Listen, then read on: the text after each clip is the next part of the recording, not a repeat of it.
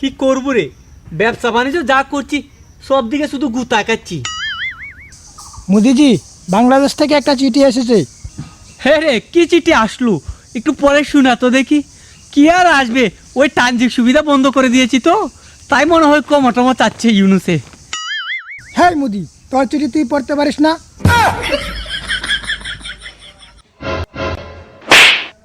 হারাম দাদা, আমি পড়তে পারি না বলে আমার সাথে বেয়াদবি করুস? কিন্তু মোদিজি, এটাই তো চিঠির প্রথম লাইনে লেখা ছিল। হ্যাঁ, কি বলিস? দেখ তো পরের লাইনে কি লেখা আছে। ও, তুই চিঠি পড়বি কিভাবে? তুই তো চায়ের দোকানদার। শুন তাহলে। আরে রে, থামে থামে মোদিজি, এটাই তো দ্বিতীয় লাইনে লেখা ছিল। হে হারাম দাদা, কি বলিস? এটাই লেখা ছিল? হ্যাঁ মোদিজি, এটাই ছিল। কি বলুস?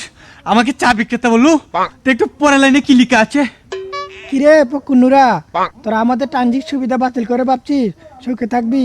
না, আমরা চায়নাকে সাথে নিয়ে ওই চিকেন নেকের পাশে বিমান ঘাঁটি তৈরি করছি, আর মিজাইলও মজুত করছি।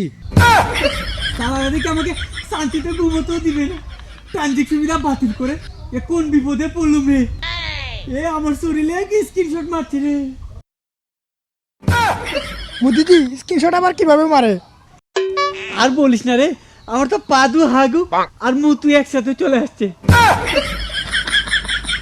বাংলাদেশের সাথে বাড়াবাড়ি করতে গিয়ে মনে হয় ভুলেই করে ফেললুম রে। দেখি ইসরায়েল আব্বার সাথে কথা বলে কিছু করতে পারি।